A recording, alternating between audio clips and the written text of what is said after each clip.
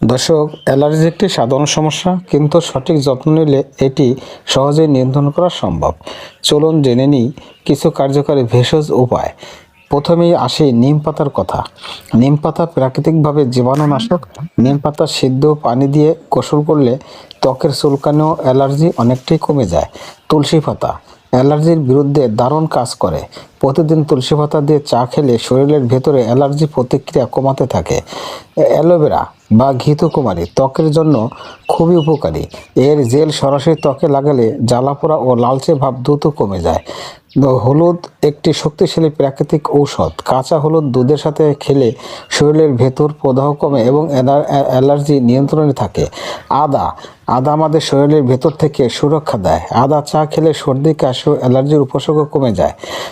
ধনিয়া পাতা ও থানকুনি পাতা শরীরে ঠান্ডা রাখে এবং রক্ত পরিষ্কার রাখে।